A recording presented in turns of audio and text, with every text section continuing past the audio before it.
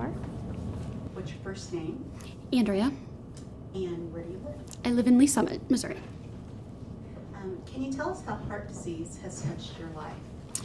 Well, I was born with a heart defect, and so I had to go through all of my childhood. I ended up having to have a pacemaker, and then at 35, I had a heart attack, and discovered that I had severe congestive heart failure.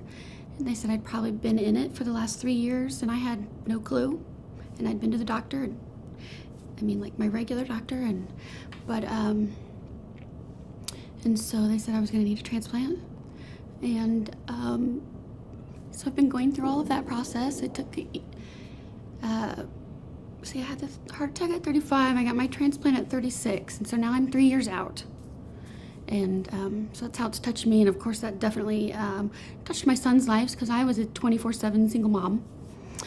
Their dad was not in the picture, and that was tremendous for them if they were going to lose their one person they had.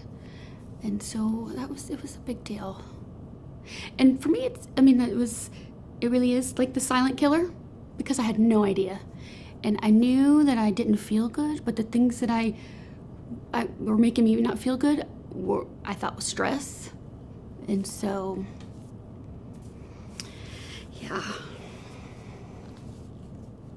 How has heart disease affected the ones you love, your children? Well, yes. Well, that was really difficult for them, because like I said, I was a single mom, and we ended up, they had to switch schools. They had to leave all of their friends, because we had to do everything that they required of me to get on the transplant list. And so they lost all their friends, switched schools, and then had to keep going and try to move on with their life. At the same time, their one parent, they thought was dying.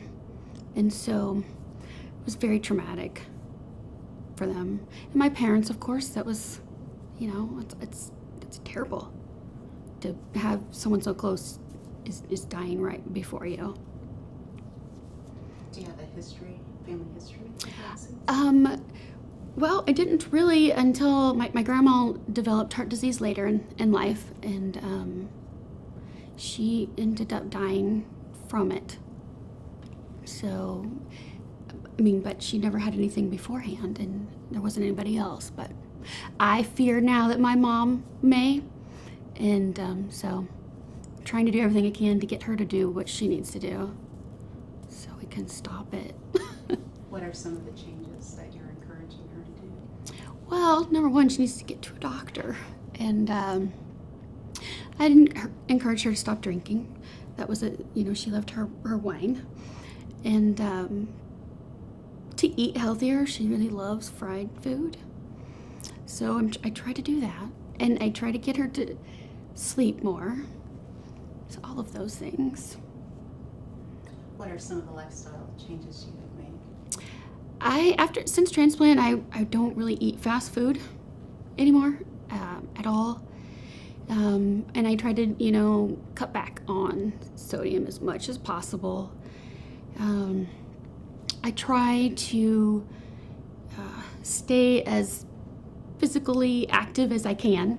I have, my constraints at times, but I try to do all, what I can. And of course, I do everything my doctors say, and I take my medication, and which is very important. Absolutely. Very important.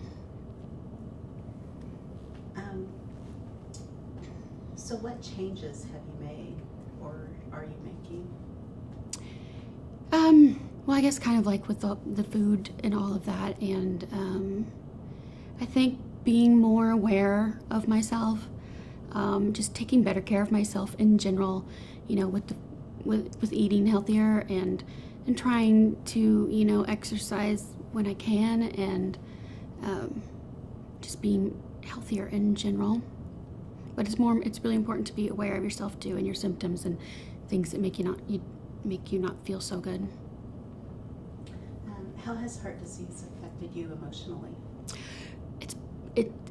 It has greatly affected me emotionally. It's very hard to deal with, because now I'm disabled from everything, and that's just that word in and of itself doesn't make you feel good. And sometimes I do think, maybe this could have been prevented. And that makes you angry. And it's real hard to deal with. And especially with all the lifestyle changes. I was not a healthy eater, and I really liked my McDonald's French fries. And, you have to stop that.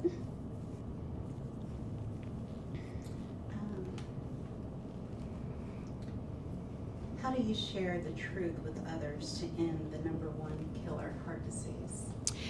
Well, if I'm ever in a conversation with women, and like sometimes it's happened in the workplaces where they have, they're talking about how they don't feel good or whatever it is that's bothering them. I can't control myself. I always bring up that you should get your heart checked, because you just never know. And those, I tell them, I don't want to scare you, but those are some of the symptoms that can go along with heart disease. And it's not worth the risk. So they probably get tired of hearing that from me after a while, but it's so dangerous. And so I do that when I can. Sometimes I've made Facebook posts before, and if the opportunity is there, I do what I can. Why do you think women don't talk about heart disease? Well, I think one, it is the silent killer, and two, we have to be strong, and three, it's a very scary ordeal, or health situation to think that you might have. So. Okay. You mind if I ask her a couple things before you do that? Go ahead. Just because I don't think we've talked to anybody that's had a transplant yet. I'm going to come over here so you're kind of looking in the same Okay. direction. But how long has it been since you had your transplant? 3 years. 3 years. Did you, and I don't know, like, because I'm not. Oh, you're fine. But did you feel like an extra responsibility to change your lifestyle? Did you feel that for yourself, or, I got this new lease? Oh, I do, and I definitely feel it. I feel completely, of course to myself and to my sons, but really obligated to my donor's mother. I've met her, and I probably think about the two of them every day. So, yeah, kind of. I think I forgot the original question. Sorry. No, that's okay. That's kind of what I was. But I didn't know how that worked. If you did know them, and how that, and just not necessarily to that person, but just to be able to keep on living, and for your family too, and be able to, kind of honor them in a way. But I don't know if you feel that way. I do. I definitely feel like I have to honor her and her family, and it is a struggle every day, because there's a ton of medications you take 2 times a day with a ton of side effects that are not fun. And sometimes, you just get sick of taking, I just get sick of taking pills, and I don't want to do it, but I have to. This is, I couldn't let anybody down, but at the same time, I have to be there for my son, so I wouldn't, but it wears on you, after a while. It's hard. Oh, I just didn't. That was something that we hadn't talked about to anyone yet, so I wanted to. Yeah, it's different for everybody. Not a lot of people deal with the medications better. I haven't really dealt with one of the main medications that I have to take to keep me alive forever. It's very, very hard on the nervous system. So now I have fibromyalgia and other things that have developed from all of the medications, and so it's different for everyone. But I can breathe a lot easier, and I'm here, and I'm really happy about that. Really happy about that, because my sons are everything. So, and nobody could have raised them as good as I'm doing, and to get them where they're going. So. What's the difference in how you feel?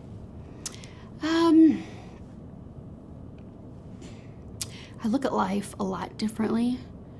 When you get up each morning, it's completely different than what it was before. I think I took it all for granted, really. I feel like, but now, go to the window and I see a tree and I can completely appreciate it, which I feel like I should have done before. But I just appreciate so many things, and am always just generally happy to be alive and just be here.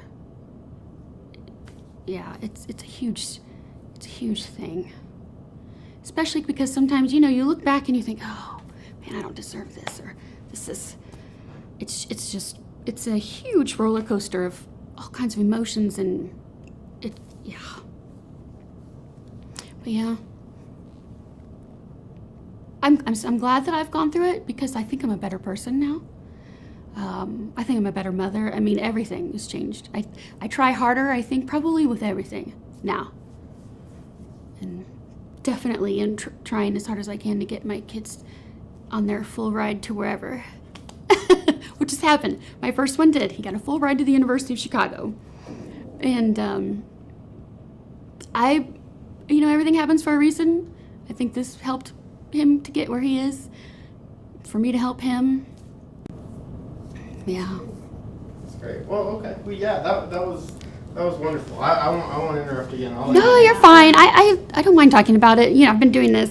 When people hear it's a big thing. They think, oh my God, wow, you've had your chest cut open and someone else's heart is inside you. And what does that feel like? Well, it feels a little weird if you think about it like that.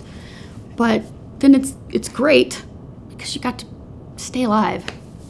How have your children been affected by all of this? Well, hopefully, definitely my older one, he already is, has changed his eating habits drastically. And I think, too, they have learned to appreciate life better. I think we've become closer. And I think they even may try harder with themselves, because they want to make me proud more, And they want to help me. They always talk about how, there's my oldest, as soon as he graduates, I'm going to build you a house. You're never going to have to worry about anything ever again. So I think they worry. So they may worry about me a little more, and definitely, obviously, he's worried if he thinks he needs to build a house for me and take care of me, which it's cute. I love it. But, yeah. Thank you for sharing your story. Oh, yeah. You're welcome. I do really want to help people, and I'm the perfect example of it being a silent killer. I walked around for 3 years feeling not good, thinking it was stress, and not the case. I would have never in a million years thought I would have had a heart attack at 35, because I was doing fine, as far as I thought, which I feel like is so many women. I'm Andrea Martin, and I go red for my sons and my family and my friends, and for myself and for life. I want to uncover the truth about heart disease, because I am the living example that is a silent killer. And I think more women need to be aware, so that they can continue on, because no one deserves to lose a loved one, or their mom, or their sister. My sons are my why.